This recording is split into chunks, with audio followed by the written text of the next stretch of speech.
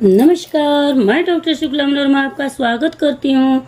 तो चलिए जे टेट और सी टेट परीक्षा के लिए वेरी मोस्ट इम्पोर्टेंट प्रश्न पर मैं डिस्कस करती हूँ। तो आइए, आपके सामने पहला प्रश्न ये रहा, युगांतर आ गया है का अभिप्राय है। ऑप्शन सुनिएगा। ए है भारत में लोकतंत्र को अपना लिया गया है। बी है अंग्रेज देश को छोड़कर चले गए हैं। सी है जाति व्यवस्था समाप्त कर दी गई है। और डी है अस्पृश्यता गैर कानूनी घोषित कर दी गई है। चलिए, इस प्रश्न का उत्तर मैं बता रही हूँ। ये सही है, भारत में लोकतंत्र को अपना लिया गया है। अगला प्रश्न आपके सामने ये रहा, आत्मसम्मान पर बल दिया क्योंकि। ऑप्शन सुनिए। ए है यह समाज में व्यापक भेदभाव को उजागर करता है। बी है उनका अपना आत्मसम्मान कई बार आहत हुआ था। सी है वे पूर्वाग्रहों के विरुद्ध थे।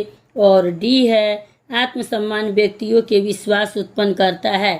इस प्रश्न का उत्तर मैं बता रही हूँ। बी सही है, उनका अपना आत्मसम्मान कई बार आहत हुआ था। अगला प्रश्न आपके सामने ये रहा, आधे से अधिक स्त्रियां उत्पादक कार्यों में संलग्न है तथा घरेलू कार्य भी करना पड़ता है जो उन पर दोहरा बोझ डालता है।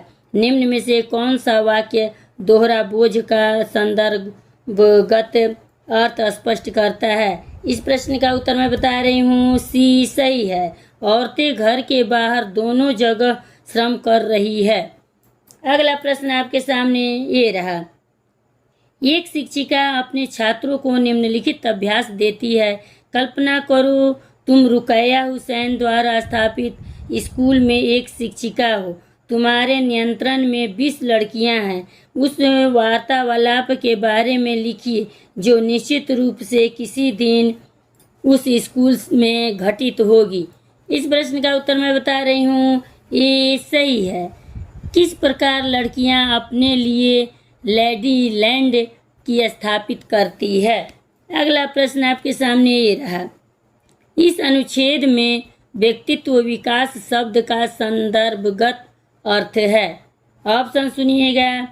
ये है शिक्षा का उद्देश्य छात्रों को सर्वांगीण विकास है। बी है शिक्षा से अच्छे आय युक्त कार्य अवसर मिलने चाहिए। सी है किसी व्यक्ति के नैतिक मूल्यों का विकास एक लंबी प्रक्रिया है। और डी ऑप्शन है शिक्षा से भविष्य उज्जवल होना चाहिए। इस प्रश्न का उत्तर मैं बता रही हूँ। ये सही है, शिक्षा का उद्देश्य छात्रों को सर्वांगीण विकास से है। अगला प्रश्न आपके सामने ये रहा, निम्न में से कौन सा उपयुक्त अनुच्छेद का सारांश व्यक्त करता है। इस प्रश्न का उत्तर मैं बता रही हूँ। बी ऑप्शन सही है, शैक्षणिक उद्देश्य व्यापक है तथा वे छात्रों के सर्वांगीण विकास से संबंधित है। अगला प्रश्न आपके सामने ये रहा, वेरी मोस्ट इम्पोर्टेंट प्रश्न मैं बता रही हूँ। सभी प्रश्न आए हुए हैं और इसी में परीक्षा एग्जाम में पूछेगा भी। तो अगला प्रश्न आपके सामने ये रहा, सामूहिक प्रोजेक्ट कार्य छात्रों के मूल्यांकन का एक तरीका है। निम्न में से कौन सा कथन उपयुक्त विचार से संबंध में सही नहीं है। ध्यान दीजिएगा आप लोग। ऑप्शन सुनिए। ये है इन प्रोजेक्ट में आकांक्षाएं उपयुक्त और छात्रों द्वारा स्वयं सीखने और करने पर सीमित होनी चाहिए। बी है प्रोजेक्ट कार्य कक्षा में किए जाने चाहिए। सी है यह गृह कार्य के रूप में दिए जाने चाहिए जिससे माता पिता भी सहायता कर सके। और डी है पाठ के अंत में दिए गए प्रश्नों को प्रोजेक्ट में परिवर्तित करना चाहिए। कमेंट कीजिए, आप लोग बताइए। इस प्रश्न का उत्तर मैं बता रही हूँ। सी सही है, यह गृह कार्य के रूप में दिए जाने चाहिए जिससे माता पिता सहायता भी कर सकें। अगला प्रश्न आपके सामने ये रहा, छात्रों की तार्किक शक्ति को जांचने को प्रोजेक्ट में परिवर्तित करना चाहिए। इस प्रश्न का उत्तर मैं बता रही हूँ। डी सही है, MLA कौन होता है और यह किस प्रकार निर्वाचित होता है। अगला प्रश्न आपके सामने ये रहा, शिक्षिका ने छात्रों को इतिहास की एक पुस्तक तैयार करने और उसे विभिन्न भागों में विभाजित करने को कहा। ऐसा करने कोई की क्या सार्थकता नहीं है। इस प्रश्न का उत्तर मैं बता रही हूँ, डी सही है।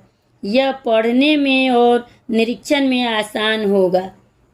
अब लास्ट प्रश्न मैं बता रही हूँ, NCERT में कई नैरेटिव प्रयुक्त हैं। पुस्तक में इनके प्रयोग के संबंध में कौन सा कथन अनुपयुक्त है। मैं इस प्रश्न का उत्तर बता रही हूँ, डी सही है। यह छात्रों को एकाग्रता को भंग करता है। मिलते हैं अगले वीडियो में। लाइक सब्सक्राइब करते जाइएगा।